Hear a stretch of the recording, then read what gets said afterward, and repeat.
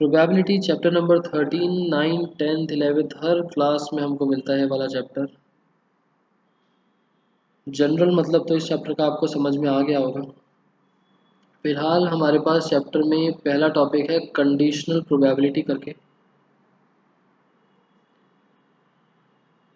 फिर एक टॉपिक आएगा independent events, independent exhaustive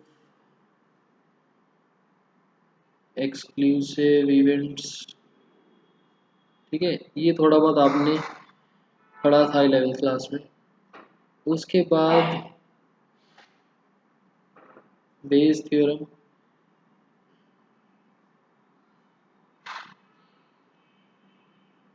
random variable,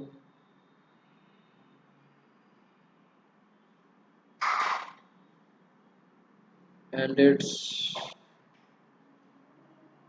probability distribution। इसके अंदर ही एक कंसेप्ट होता था एक्सपेक्टेशन एंड वेरिएंस का।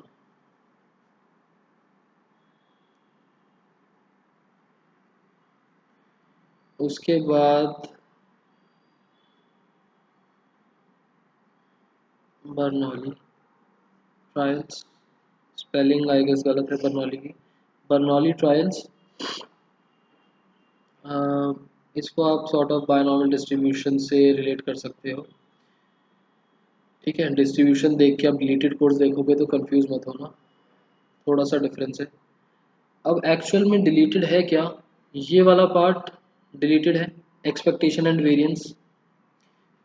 जो चीज़ आती थी, रैंडम वेरिएबल का क्वेश्चन हमने पूरा सॉल्व करा, उसकी डिस्ट्रीब्यूशन टेबल बनाई, and after that expectation and variance के फॉर्मूले लगते थे, वो चीज़ हटा दी कोर्स से। तो मतलब यहाँ तक का तो काम करना है, जो लास्ट में एक फार्मूला बचता था वो हटा दिया।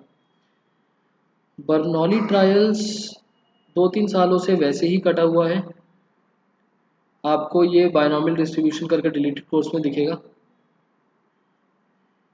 ठीक है, बट बर्नौली ट्रायल्स आपका इनडायरेक्टली हेल्प करता है रैंडम वेरिएबल में। ये एक तरीके से हेल्प करता है रैंडम वेरिएबल में। किस तरीके से हेल्प करता है, जो रैंडम वेरिएबल है, लेट से उसके अंदर 7 डिफरेंट छोटे छोटे से केसेस हैं, 7 डिफरेंट छोटे छोटे से केसेस हैं, एंड हर केस की प्रोबेबिलिटी हमको निकालनी होती है। बर्नौली ट्रायल्स में आउट ऑफ दो 7 हमें एक स्पेसिफिक केस उठा के दे देते हैं, और क्योंकि वो आंसर लेंदी नहीं बनता, यहाँ तो 7 केसेस सॉल्व करने हैं तो आंसर लेंदी हो गया, तो थोड़ा इजी हो जाता है। बर्नौली ट्रायल में उन 7 में से कोई एक स्पेसिफिक केस उठा के दे दिया, तो थोड़ा सा उस क्वेश्चन को ट्रिकी बना देते हैं, so that marks of the answer justify हो जाए। तो ये कोर्स में नहीं है, बट ये इनडायरेक्टली हेल्प करता है। तो हम इसका फॉर्मूला देखेंगे कि क्या है, किस तरीके से वर्क करता है, क्योंकि इसके फार्मूला रैंडम वेरिएबल में नहीं है। तो इसलिए बीच बीच में ये मत बोलना कि हम बर्नौली क्यों कर रहे हैं, ये कौन सा फार्मूला है, स्कूल में नहीं कराया, एंड बाकी सारी चीज़ें। एक्सपेक्टेशन और वेरिएंस नहीं करवाऊंगा आपको रैंडम वेरिएबल में, बट बर्नौली ट्रायल्स हम डिस्कस करेंगे। ठीक है, आफ्टर दैट मेन टॉपिक्स आपके ये हैं, 3 टॉपिक्स थे इस चैप्टर में। ये तो नॉर्मल सा है, ये नॉर्मल सा है, जो हेल्प करता है बड़े क्वेश्चंस के लिए। ये बेसिक है चैप्टर समझने के लिए कि आगे के बड़े क्वेश्चंस कर पाओ। आपके मेन टॉपिक्स थे ये 3, ये थे हमारे पास मेन टॉपिक्स। इसमें से Bayes theorem is very important, जिस पर मेनली क्वेश्चन आता है। उसके बाद चांसेस होते थे बर्नौली के आने के, बट बर्नौली 2-3 साल से कटा हुआ है तो ख़त्म ही हो गया। दूसरा क्वेश्चन आता है रैंडम वेरिएबल। इसमें एक्सपेक्टेशन और वेरिएंस की वजह से आंसर थोड़ा सा और लेंदी हो जाता था, बट अब ये हट गया, तो सिर्फ रैंडम वेरिएबल है। इम्पॉर्टेंट तो इसको भी बोलेंगे, बट पेपर में ध्यान रखना, पेपर में ध्यान रखना कि अगर आपके पास ऑप्शन आए बेस थ्योरम और रैंडम वेरिएबल का, अनटिल एंड अनलेस आपने बेस थ्योरम का वो वाला स्पेसिफिक क्वेश्चन बहुत अच्छे से प्रैक्टिस नहीं कर रखा, तब तक उसको अटेम्प्ट मत करना। रैंडम वेरिएबल पर जाना, बहुत अच्छे से आता है तो बेस थ्योरम वाला क्वेश्चन करना, क्योंकि इसमें बनते हैं ट्रिकी क्वेश्चंस एंड इसमें आपको खुद से जज करना पड़ता है कि बेस थ्योरम अप्लाई होगा या नहीं होगा। अगर एक स्पेसिफिक क्वेश्चन में लैंग्वेज पढ़ के आप समझ जाते हो कि बेस थ्योरम अप्लाई हो रहा है तो बेस थ्योरम का फॉर्मूला आएगा। फॉर्मूला अप्लाई करने में प्रॉब्लम नहीं है, बट समझने में कि इसमें बेस थ्योरम अप्लाई होगा वो प्रॉब्लमेटिक है। रैंडम वेरिएबल सीधा सीधा सा क्वेश्चन है, आपको सीधा सीधा क्वेश्चन में दिख जाएगा रैंडम वेरिएबल जैसी चीजें कि हमको कब अप्लाई करना है। चैप्टर समझ में आ गया कि हम क्या चीजें पढ़ने वाले हैं किस तरीके से।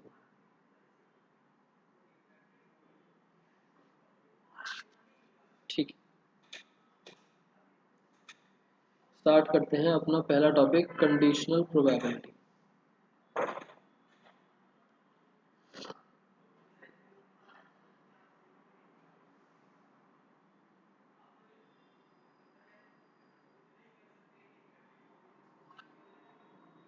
एक सेकंड आवाज मत बोलो।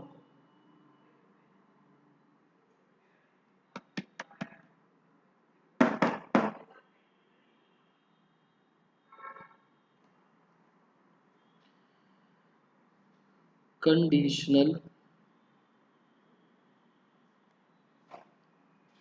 प्रोबेबिलिटी।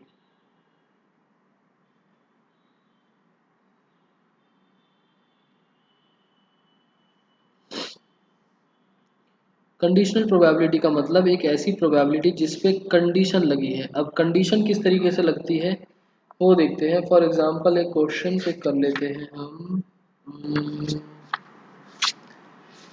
कोई एक रैंडम क्वेश्चन पिक करते हैं।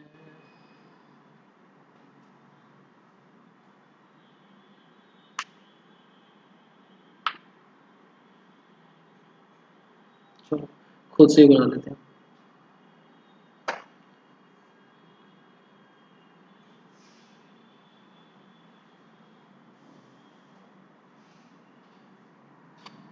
Find the probability of getting a number 2 on a roll of fair dice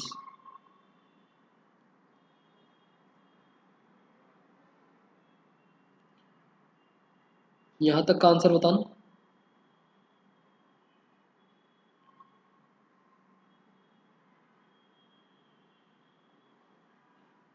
1/60 if condition लगा दी, if it is given that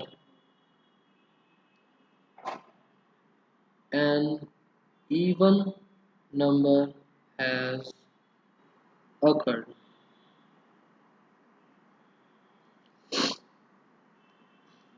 अब बताओ, अगर फॉर्मूला वार्मूला सब भूल जाओ, चैप्टर कंसेप्ट भूल जाओ, कंडीशनल प्रोबेबिलिटी नॉर्मल क्वेश्चन होता, अब क्या प्रोबेबिलिटी होती। दो बच्चों के आंसर्स आए 1/3। किस तरीके से निकाला आपने।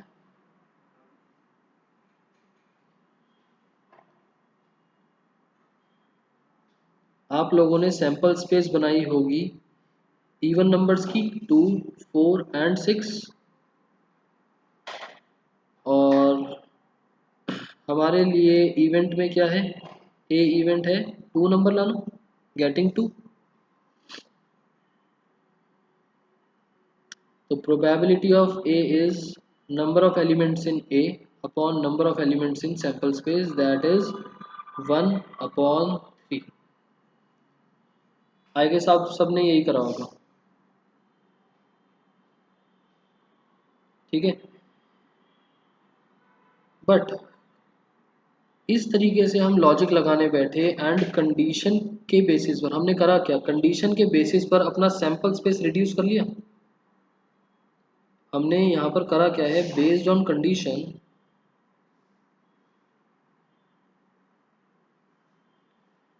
We have reduced sample space. हमको सोचना पड़ा कि सैंपल स्पेस क्या बनेगा कंडीशन के हिसाब से। बहुत इजी क्वेश्चन था तो सोच लिया कि सैंपल स्पेस क्या बनेगा, बट क्वेश्चंस काफ़ी टिपिकल बन जाते हैं कि कंडीशन के हिसाब से सैंपल स्पेस क्या बनना चाहिए। तो हमारा कंसेप्ट बीच में आता है कंडीशनल प्रोबेबिलिटी का। कंडीशनल प्रोबेबिलिटी क्या बोलता है?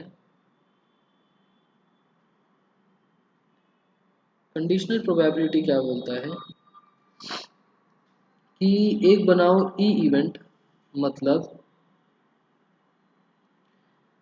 जो हमें चाहिए, कुछ भी ले सकते हो। वैसे ई एंड एफ काफ़ी कॉमन है, मतलब जनरली यूज़ होते हैं, तो मैंने ई और एफ ले लिया। ई इवेंट हमने बनाया, E be the event of getting two on rolling a dice. ठीक है, F be the event of getting an even number. ठीक है, ध्यान रखना, मैंने कंडीशन के हिसाब से सैंपल स्पेस चेंज नहीं करा। मैंने एक इवेंट बनाया कि मुझे 2 मिला है, और एफ इवेंट बनाया कि मुझे इवन नंबर मिला है। सो ई कितना बन जाएगा?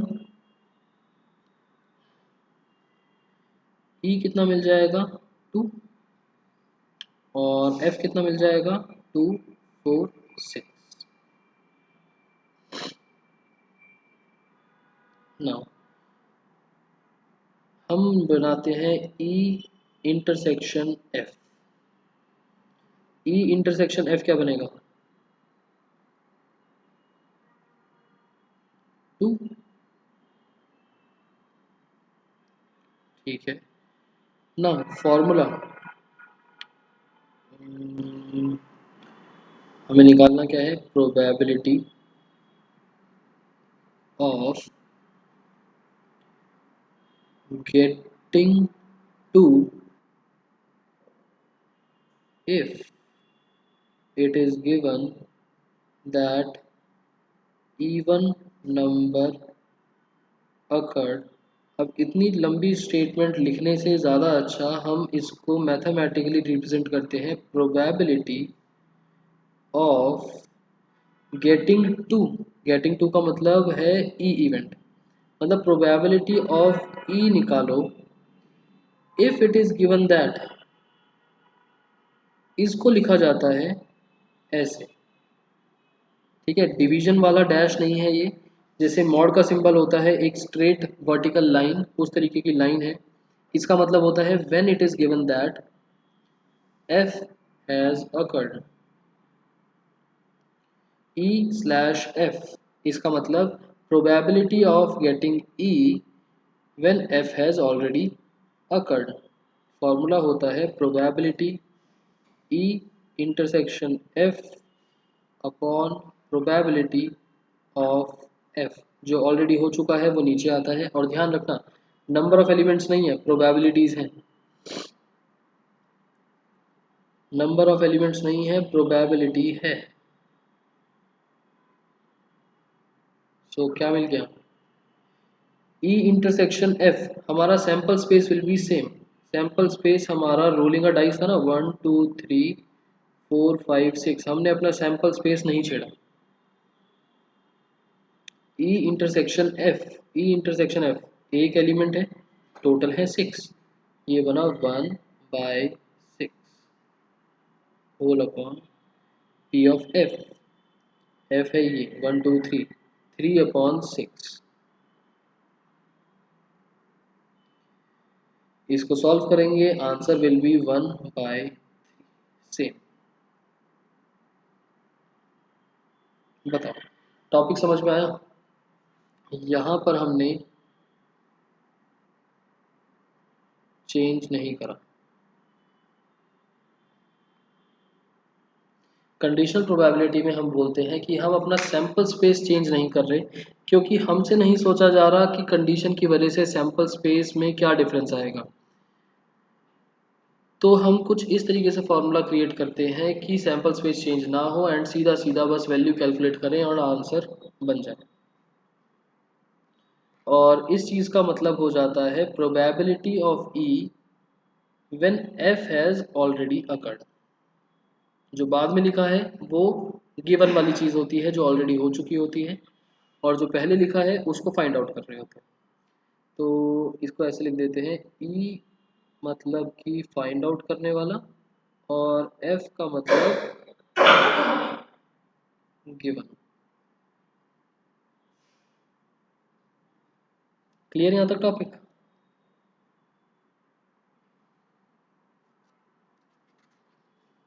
पक्का सबको क्लियर है ना?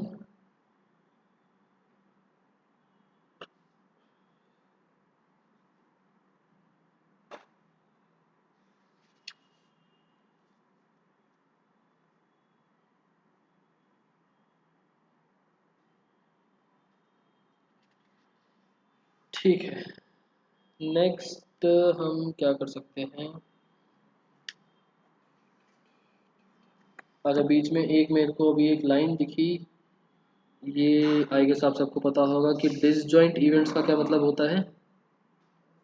डिसजॉइंट इवेंट्स का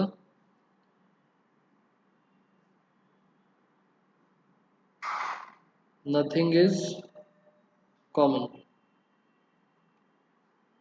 तो यहाँ पर probability of A intersection B is 0। जब कॉमन ही नहीं है तो फेवरेबल इवेंट कुछ बनेगा नहीं। ठीक है, उसके बाद हम चलते हैं क्वेश्चंस पर। यहाँ पर समझने वाला एक चीज़ है बस।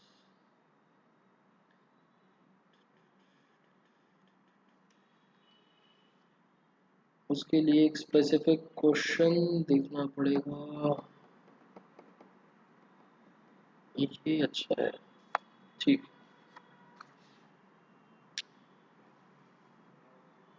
ये परफेक्ट क्वेश्चन है। ठीक, फिलहाल एक्सरसाइज स्टार्ट करते हैं। एक टॉपिक आपको समझाना है, वो थोड़ा सा प्रोबेबिलिटी करने के बाद जल्दी जल्दी आंसर देते रहना। बहुत इजी टॉपिक है। 13.1 हमारा मेन चैप्टर स्टार्ट होगा 13.3 से। 13.1 हम करेंगे क्वेश्चन नंबर 2। हमें गिवन है probability of A slash B is equals to, निकालनी है, if P of B 0.5 and P of A intersection B 0.32। जल्दी से कैलकुलेट करके बताओ कितना आएगा। 0.64।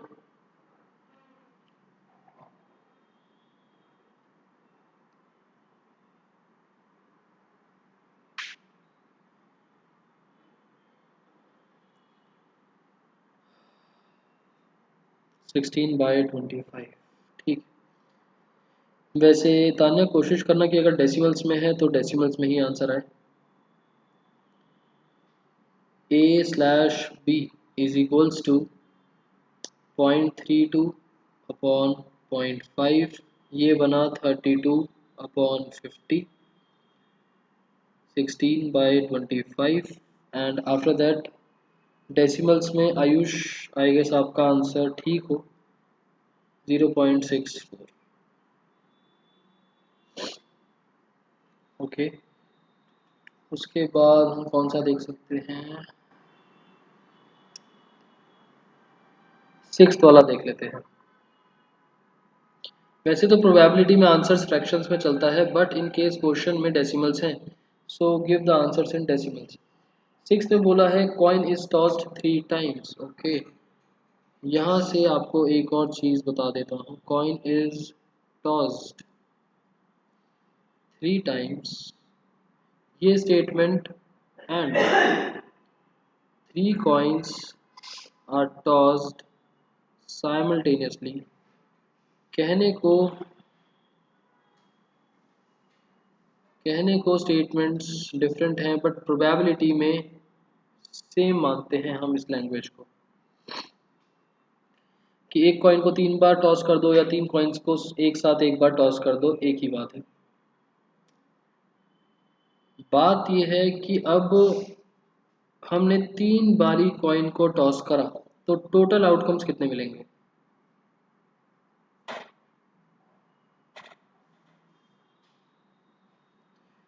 8, 36। 36 कैसे आ गया प्रेम? फॉर्मूला याद है किसी को?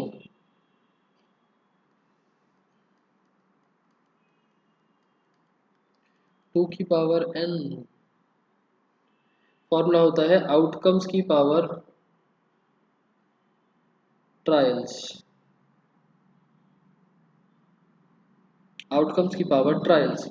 आउटकम्स मतलब क्या क्या आ सकता है? कॉइन टॉस करेंगे तो या तो हेड या फिर टेल, मतलब दो आउटकम्स है। ट्रायल्स कितनी बार हमने प्रैक्टिस करी है, ठीक है, 3 टाइम्स, तो 2 की पावर 3 दैट मीन्स 8। अब 8 आउटकम्स तो आप लोग बना भी सकते हो। खैर आगे देखते हैं, बनाना पड़ेगा। Sample space will be H H H H H T H T H T H H T T H T H T H T T T T T. Total 8 outcomes बन गए। कॉइन का बता रहा था। We have got total 8 outcomes. Now, first second third कौन सा करें? Second कर लेते हैं। सेकंड पार्ट में बोला है हमसे ई इवेंट है एटलीस्ट 2 हेड्स, एटलीस्ट 2 हेड्स, मतलब कि कम से कम ब्रैकेट्स लगाना है एलिमेंट्स के बाहर। हाँ विनव, करली ब्रैकेट्स का मतलब होता है, करली ब्रैकेट्स का मतलब होता है कि स्पेसिफिक उन एलिमेंट्स को हम देख रहे हैं। राउंड एंड स्क्वायर ब्रैकेट का मतलब होता है रेंज, इस एलिमेंट से लेकर इस एलिमेंट तक। तो प्रोबेबिलिटी में हम हमेशा करली ब्रैकेट्स लगाते हैं। एटलीस्ट 2 हेड का मतलब कम से कम 2 हेड, मतलब 2 और 2 से ज़्यादा। 2 और 2 से ज़्यादा हो गए H H H H H T H T H T H H, 4 elements. F, F है हमारे पास at most 2 heads, at most, ठीक, 2 हेड्स। ज़्यादा से ज़्यादा मतलब 2 या 2 से कम, 2 या 2 से कम T T T T H, 2 या 2 से कम, ठीक, T H H T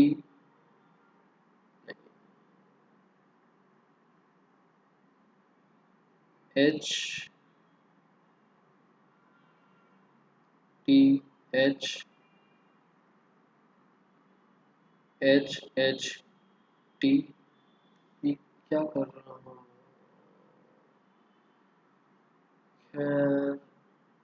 T T H T H T और H T T, I guess यही होंगे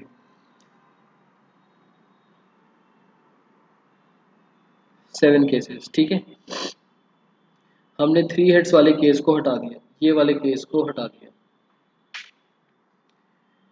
हमें निकालना क्या है? हमें निकालना है अच्छा, 6th क्वेश्चन के ऊपर लिखा है P of E slash F, E slash F, तो ई इंटरसेक्शन एफ तो एनी केस निकालना ही पड़ेगा, चाहे ई स्लैश एफ हो चाहे एफ स्लैश ई हो।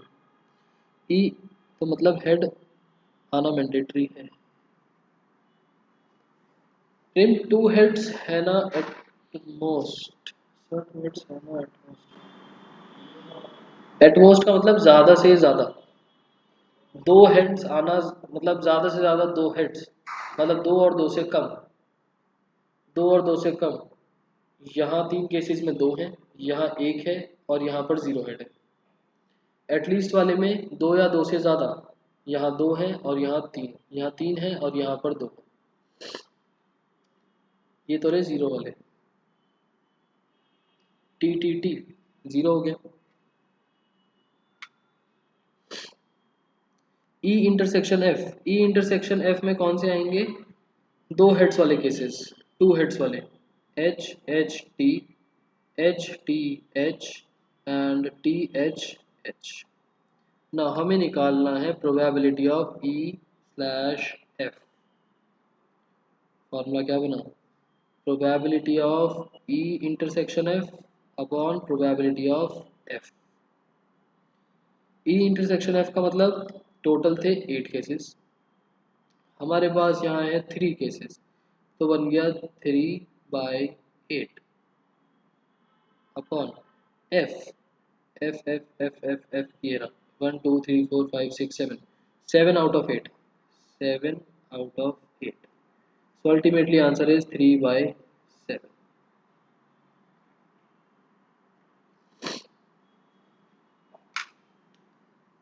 Answer clear?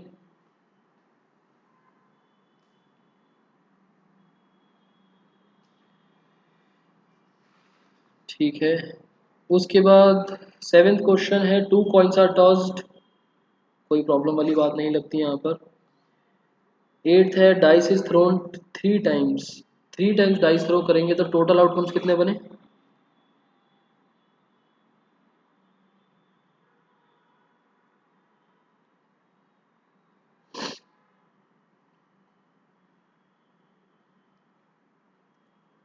3 डाइसेस थ्रो करे तो टोटल आउटकम्स कितने बनेंगे? 6 का क्यूब 216। बिल्कुल ठीक। इसमें पूरा क्वेश्चन नहीं करवा रहा, बस एफ एलिमेंट बता देता हूँ क्या है। एफ है 6 and 5 appears respectively on the first two tosses. First two tosses के ऊपर 6 और 5 आया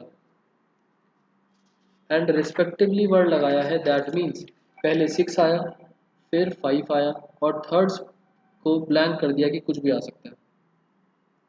तो आंसर नंबर 8 का जो एफ है 6 and 5 on first two toss respectively, इसका मतलब क्या बना?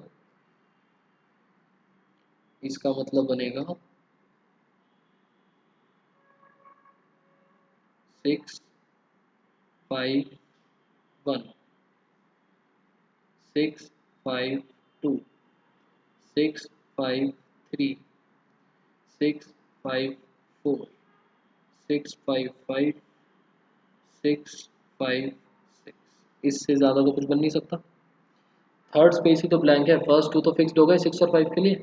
सो total there are 6 outcomes and total are 216। And जो इसका ई एलिमेंट चल रहा है, E 4 appears on the third toss, 4 appears on the third toss. इसके लिए सैंपल स्पेस बनाना तो बेवकूफ़ी होगी। 4 appears on third toss, total outcomes कितने बनेंगे सोच के देखो।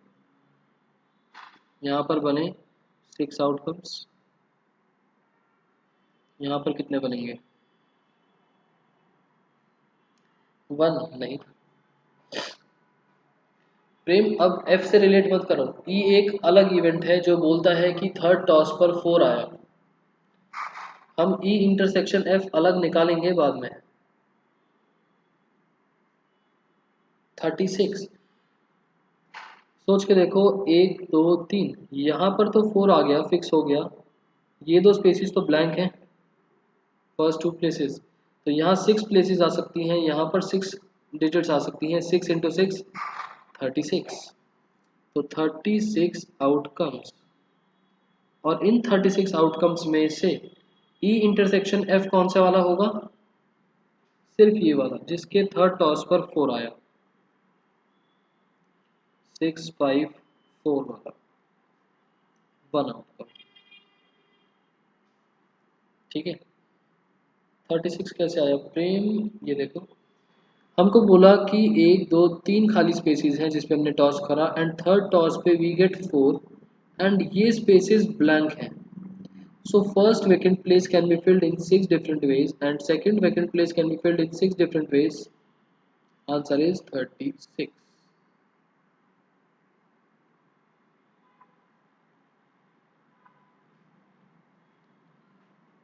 अभी भी अगर समझ नहीं आया, ये वैसे पी एन सी का लॉजिक था एंड स्टिल अगर समझ में नहीं आया तो सोच के देखो. 1 1 4 1 2 4 1 3 4 1 5 4 1 6 4, मतलब कि हम ये इसको अगर हटा दें तो ये दो डाइसिस वाला खेल बच गया. 1 1 1 2 1 3 1 4 1 5, फिर 2 1 2 2 2 3. तो दो डाइसिस में 36 आउटकम्स बनते हैं. अनीता आगे समझ में?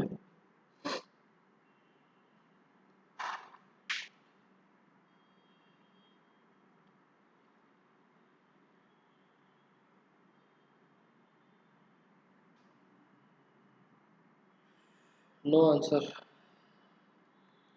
ठीक. 1 4 4 नहीं आएगा. आयुष आएगा.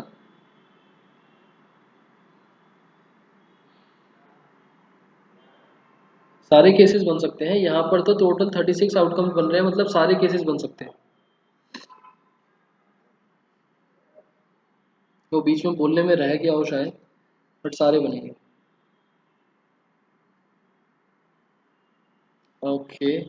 उसके बाद नाइन्थ अच्छा क्वेश्चन है, देखो नाइन्थ.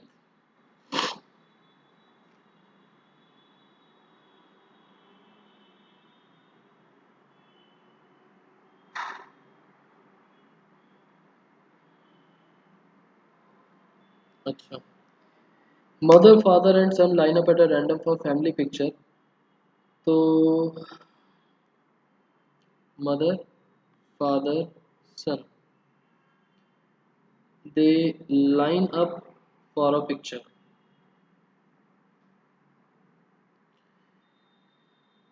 ई इवेंट बोलता है कि सन ऑन वन एंड,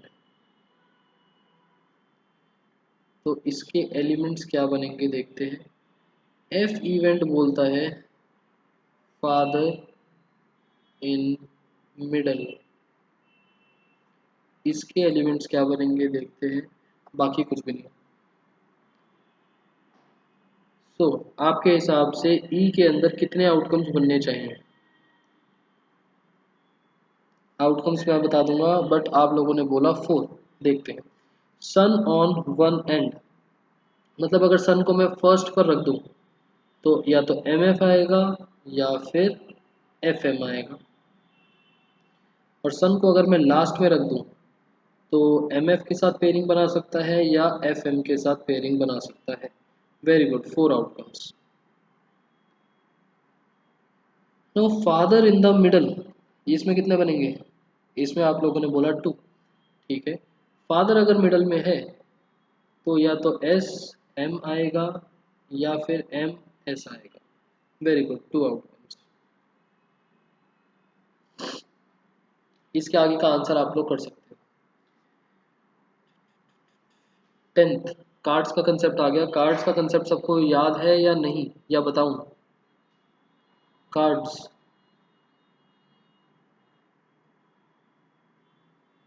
याद है? शॉर्ट में लिख दूं एक बारी? कोई है वैसे जिसको नहीं याद?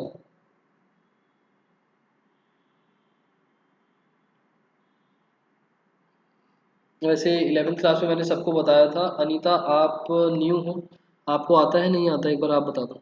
बाकी सबको आता होगा.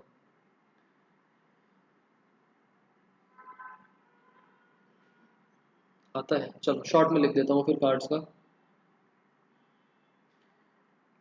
कार्ड्स को, पूरे पैक को बोला जाता है डेक, और पूरे डेक के अंदर होते हैं 52 कार्ड्स. 52 कार्ड्स दो पार्ट्स में डिवाइड हुए, 26 each, colour wise red and black, colour के बेसिस पर. ये कलर भी आगे दो पार्ट्स में डिवाइड हुए, 13 ईच।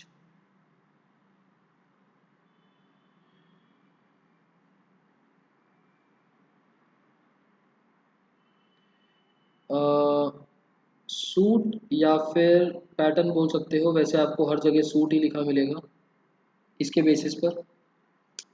रेड के अंदर जो दो पार्ट्स होते हैं उनका नाम होता है डायमंड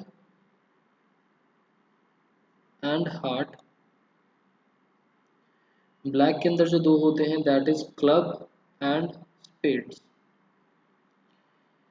ना इसके आगे की कहानी हर चीज में सेम होती है। 13 कार्ड्स ईच है, 13 कार्ड्स ईच सूट है। 13 कार्ड्स के अंदर क्या होता है, ईच 13 कार्ड्स इंक्लूड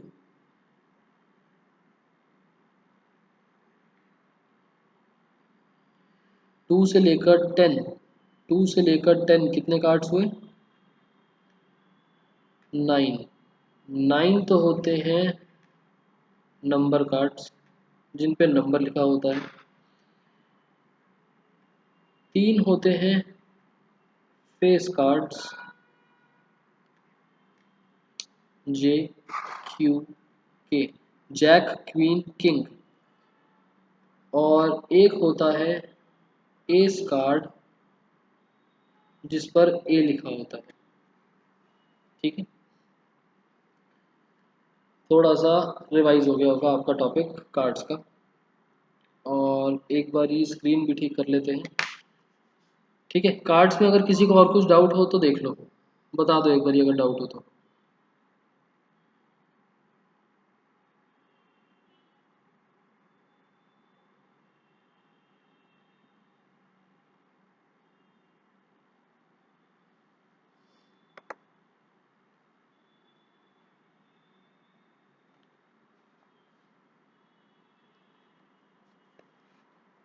अब अच्छा, ये ब्लैक और रेड डाइस के बारे में बात है, मेरे को कार्ड लगा,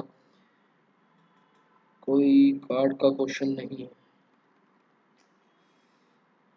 खैर, 10th क्वेश्चन ने बोला एक ब्लैक और एक रेड डाइस है, उसको रोल करा। पहला, कंडीशनल प्रोबेबिलिटी बताओ of obtaining a sum greater than 9 given that black dice resulted in a 5। तो मुझे probability of E, probability of F बता दो आप लोग।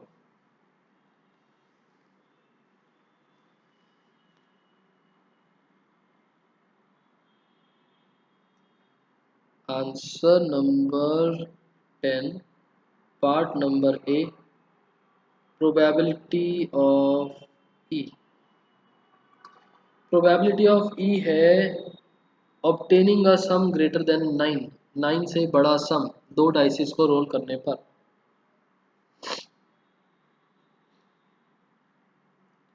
To, sum greater than 9।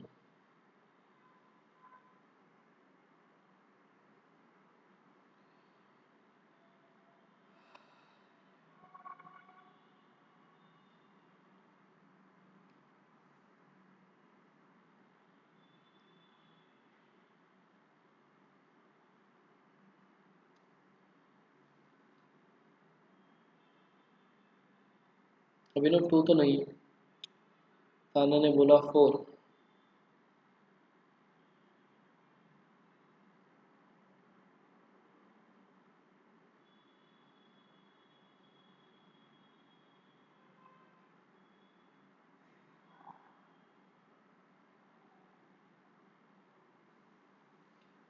4 भी नहीं है, 6, 6/36।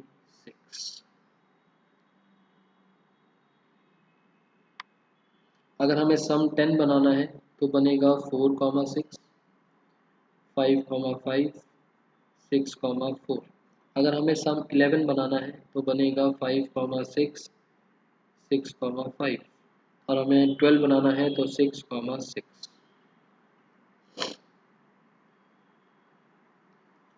ठीक है, प्रोबेबिलिटी ऑफ एफ बोलता है F black dice resulted in a 5। ठीक है, ब्लैक एंड रेड डाइस थे,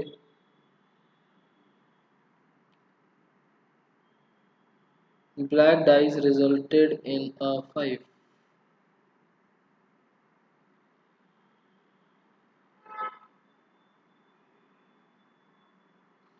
ब्लैक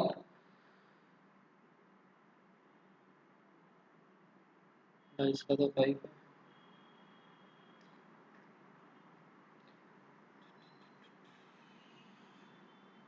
अभी ना वो कंडीशन है ना, इफ के बाद आने वाली चीज इज डिफरेंट इवेंट, कंडीशन में चला जाएगा, ई स्लैश एफ निकालना है आपको लास्ट में। हम उन दोनों को अलग अलग इवेंट मानते हैं, ये फाइंड आउट करने वाला है और ये गिवन वाला है।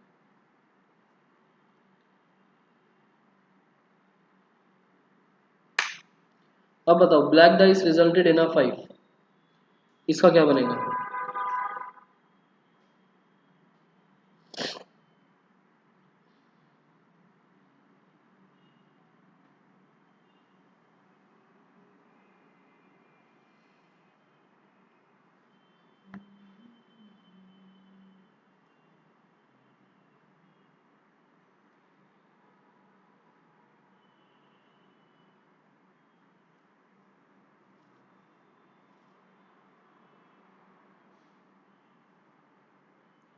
6645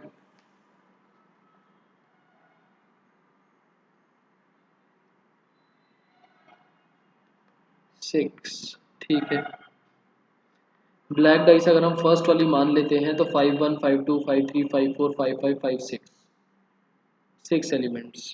ठीक है, ई इंटरसेक्शन एफ क्या बना?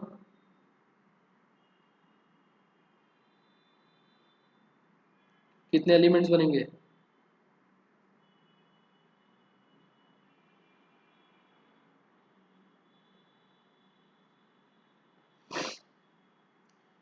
पर सम ग्रेटर देन 9 नहीं बनाना था Prem. These two are different events. E event बोलता है सम ग्रेटर देन 9 के बारे में, एफ इवेंट बोलता है ब्लैक डाइस पे 5 आने के बारे में। जब हम ये फाइंड आउट करेंगे, यहाँ पर ही कंडीशन लगी है। मैंने आपको चैप्टर की स्टार्टिंग में भी यही बोला था, हम कंडीशन के बेस पर सैंपल स्पेस कम नहीं कर रहे। आप कंडीशन के बेस पर सैंपल स्पेस कम करना चाह रहे हो कि फर्स्ट प्लेस पर 5 है और सम 9 से बड़ा बनाना है, आप दोनों कंडीशंस को मिक्स कर रहे हो। अगर आप दोनों चीज़ें मिक्स कर दोगे दैट मीन सैंपल स्पेस को थोड़ा सा, क्या कहते हैं, सैंपल स्पेस के साथ वो करना, उसको चेंज करना। बट हम सैंपल स्पेस चेंज नहीं कर रहे, अपनी सैंपल स्पेस वही है 36 एलिमेंट्स, टोटल 36 एलिमेंट्स है।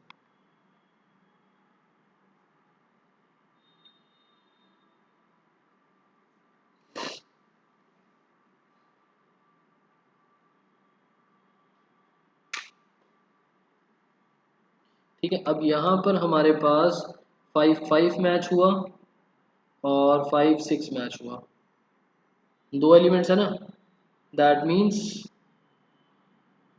2/36 अपॉन 6/36, 1/3।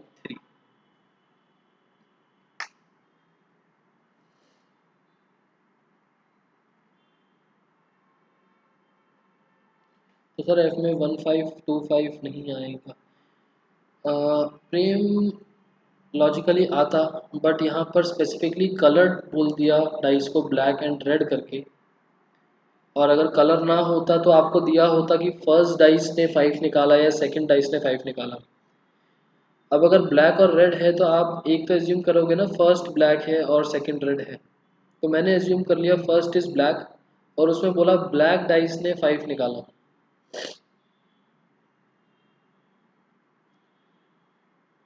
सोनाक्षी लिख सकते हैं बट मार्क्स नहीं मिलेंगे।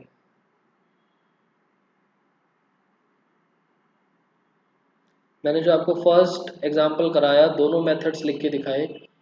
अगर आपने 1 मार्कर है मान लो, 1 मार्कर में डायरेक्ट लिख दो, कोई प्रॉब्लम नहीं है, बट जहाँ पर आपको शो करना पड़ जाए, मैंने फर्स्ट एग्जांपल में दोनों चीज़ें आपको लिख के दिखाई, सैंपल स्पेस लिखा मिक्स करके कि कंडीशन लगाने के बाद सैम्पल स्पेस क्या बना एंड फार्मूला अप्लाई करा।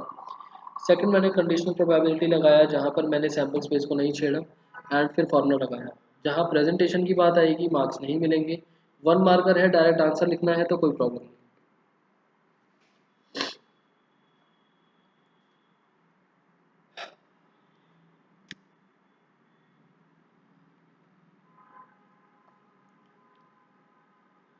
उसके बाद 12th में कोई प्रॉब्लम नहीं होनी चाहिए, 13th में कोई नहीं होनी चाहिए,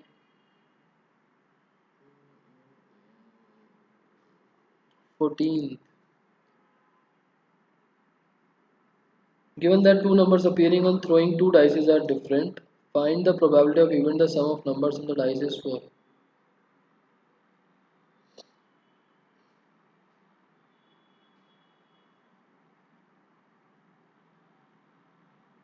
अच्छा देखो आंसर नंबर 14 ने थोड़ी सी अपनी लैंग्वेज चेंज कर दी।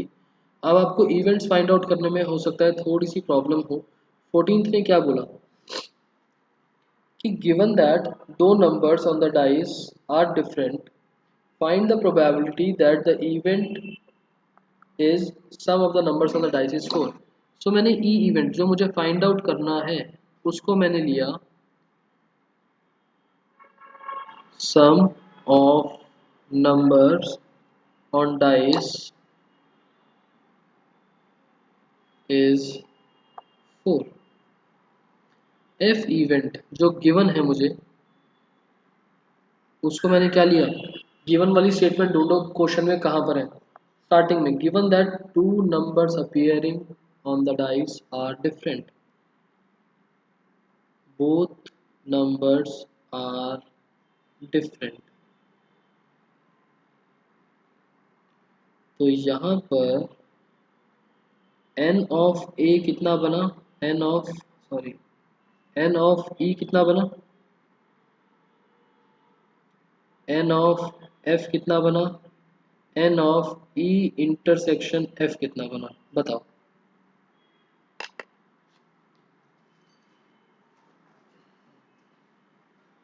आयुष ने बोला 3।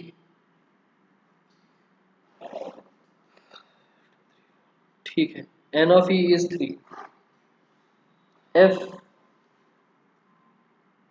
एन ऑफ ई मिलेगा 3।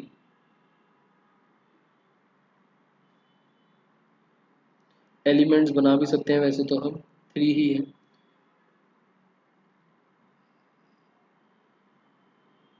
1 3 2 2 3 1।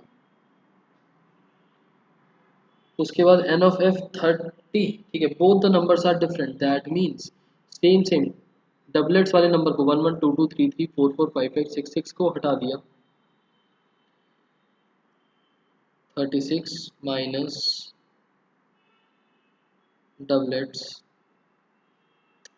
तो 36 माइनस 6 30 केसेस। ठीक है, अब 30 केसेस बनाने का कोई फ़ायदा नहीं है, सो डायरेक्टली लिख देना ई इंटरसेक्शन एफ, आपने बोला 2 तो ये डबलेट है ना, इसको हटा दो तो दो केसेस बनेंगे, कौन कौन से, 1 3 और 3 1। आगे का तो कर सकते हो, हमें निकालना क्या है, ई निकालना है जब एफ गिवन है। आंसर कितना बना, intersection upon F 2 by 30 that means 1 by 50। F में हमेशा वो लिखते हैं जो गिवन होता है। प्रेम एक हैबिट बना लेना कि गिवन वाले सेट को आप क्या नाम दो, क्योंकि कभी आप एफ दोगे, कभी सी दोगे, कभी ई दोगे तो खुद ही कंफ्यूज हो जाओगे। एक हैबिट पड़ी रहेगी और जितने भी आप बुक्स वगैरह देखोगे बुक्स में जनरली ई एंड एफ करके दे रखा होता है, तो आप बुक में पढ़ोगे अपना आंसर लिखोगे तो सिमिलैरिटी सी रहेगी। अदरवाइज आप कुछ और एलिमेंट लेते हो, कुछ भी ले सकते हो, बट फिक्स रखना कि आपको हमेशा पता हो कि एफ आप गिवन ले रहे हो। मैं वैसे जितने क्वेश्चन कराऊंगा एफ लेके कराऊंगा, बेस थ्योरम में थोड़ा सा हम अल्फ़ाबेट चेंज कर देंगे, यहाँ पर ई और एफ चलता रहेगा। डिसजॉइंट वाली कंडीशन एक बार रिपीट कर दो। डिसजॉइंट नाम से देखो, डिसजॉइंट का मतलब जो जॉइंट ना हो, मतलब दोनों में कॉमन ना हो। कॉमन का मतलब इंटरसेक्शन या यूनियन में क्या रेलेवेंट निकलता है, कॉमन ना होना, मतलब कि इंटरसेक्शन इज जीरो, इंटरसेक्शन कुछ नहीं है। So probability of intersection is equals to zero. Disjoint events का ये मतलब है।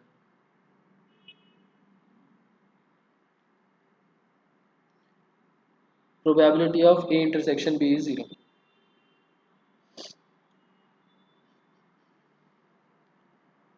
14th हो गया। 15th में आपको बोला है if a multiple of three comes up throw die again, if any of the number comes up toss a coin and ठीक। 15th के लिए सैंपल स्पेस लिखवा देता हूँ and after that I guess आपको समझ में आ जाएगा।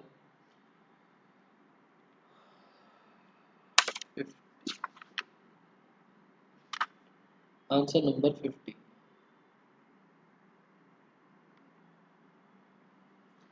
15th के अंदर बोला है एक एक्सपेरिमेंट है of throwing a dice, if a multiple of three comes up, तो हम डाइस अगेन थ्रो करेंगे एंड अगर कोई और नंबर आया तो हम कॉइन टॉस करेंगे। ठीक है, एक ही बार कर रहे हैं बट ऐसा। तो सैंपल स्पेस क्या बना, मल्टीपल ऑफ थ्री का मतलब थ्री या सिक्स, थ्री या सिक्स आएगा तो डाइस, अदरवाइज कॉइन। तो one H, one T, two H, two T, three आएगा तो दोबारा से डाइस थी, बाद में लिखेंगे, four H, four T, five H, five T. अब थ्री और सिक्स के बारे में लिख लेते हैं। Three one, three two, three three, three four, three five, three six, और ऐसे ही सिक्स के साथ six one, six two, six three, six four, six five, six six. Sample space में किसी को कोई डाउट? क्वेश्चन में बोला था कि हमने एक डाइस रोल करी, अगर थ्री का मल्टीपल आया तो अगेन डाइस, और अगर कोई और नंबर आया तो we will throw a coin, we will toss a coin. Now find the conditional probability of the event that coin shows a tail. तो ई इवेंट मैंने लिया, कॉइन शोज टेल, कितने आउटकम्स बनेंगे, एंड फिजिबल हुआ तो इसका sample space भी बना लेंगे। F event given that, given करके दे रखा है देखो, ये तो हमको निकालना है। गिवन करके क्या दे रखा है, at least one dice shows a three, कम से कम एक डाइस तो थ्री शो कर दे, कितने आउटकम्स बनेंगे, एंड फिजिबल हुआ तो we will make sample space. So E के अंदर कितने आउटकम्स हैं, कॉइन शोज द टेल। एक बार स्क्रीन क्लियर कर लेते हैं।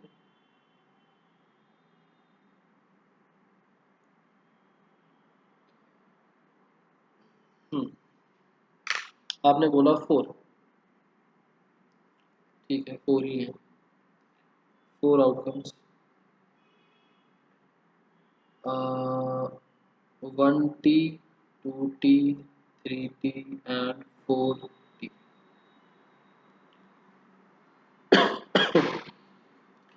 At least one die shows three, seven, ठीक है। तो थ्री वाले सिक्स केसेस और एक सिक्स कॉमा थ्री, टोटल हो गए सेवन केसेस।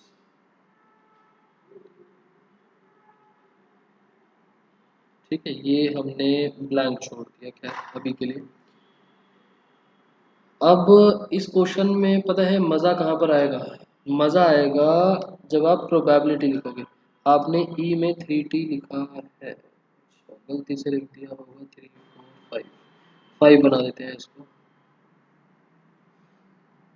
जब आप प्रोबेबिलिटी कैलकुलेट कर रहे होगे, प्रोबेबिलिटी ऑफ ई बताओ कितना आएगा।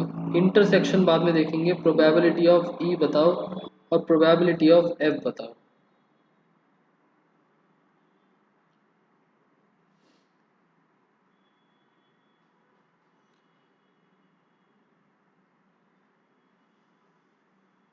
अच्छा, वैसे ई इंटरसेक्शन एफ कुछ हो सकता है?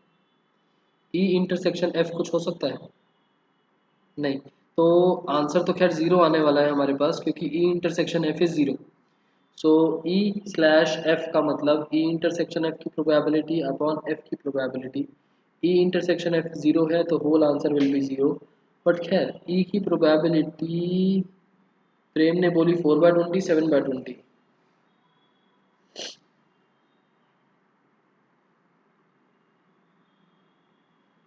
प्रेम नहीं, गलत। कौन कौन एग्री कर रहा है 4/20 एंड 7/20 से?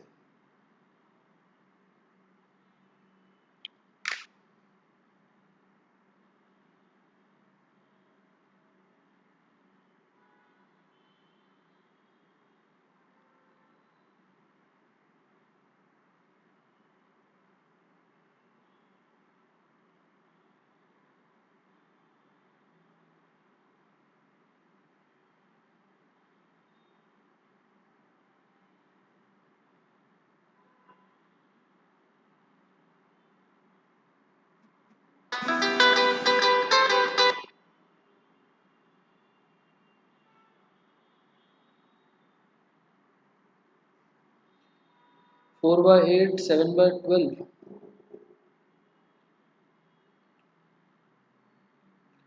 4/8 कैसे निकाला?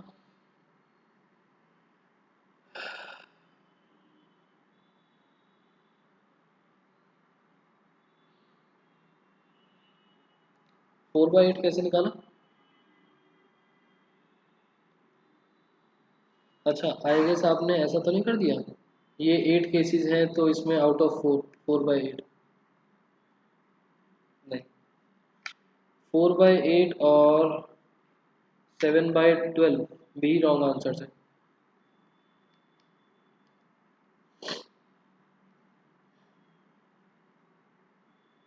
ठीक, तो नहीं समझ में आया आपको, ठीक।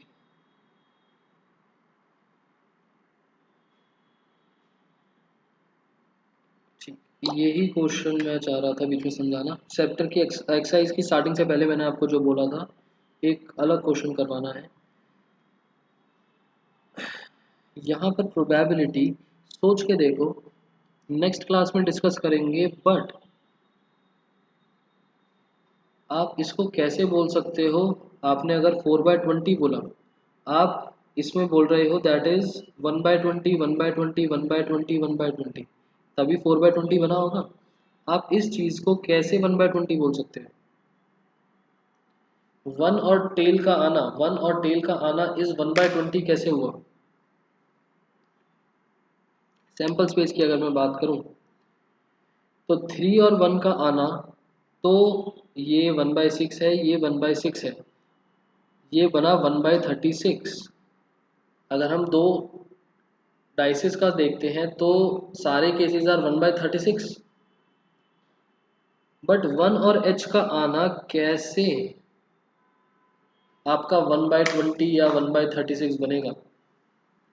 1/6 इंटू 1/2 1/12 हो जाएगा। ठीक है, यही वाली चीज डिस्कस करनी थी मुझे, कि ये जो 8 केसेस हैं इनका तो 1/12 के हिसाब से बनेगा, और जो नीचे के 12 केसेस हैं इसका 1/36 के हिसाब से बनेगा। तो रिस्पेक्टिवली आपका ई की प्रोबेबिलिटी और एफ की प्रोबेबिलिटीज डिफरेंट हो जाएंगी। ठीक है, और इसके लिए हम एग्जाम्पल नंबर 7 भी रेफर करेंगे। इस क्वेश्चन के बाद एग्जाम्पल नंबर 7 को देखेंगे, उसमें था ऐसा एग्जाम्पल नंबर 7। ठीक है, एंड इस क्वेश्चन को इम्पोर्टेंट मार्क कर लो। ये क्वेश्चन देखने में इजी है, बट बीच में जो छोटा सा इन्होंने ट्रिकी पॉइंट डाला उसकी वजह से आंसर्स गलत हो जाएंगे। क्लियर? सो होमवर्क लिख लेते हैं। नेक्स्ट क्लास में ये पॉइंट डिस्कस करेंगे एंड आगे मूव ऑन करेंगे।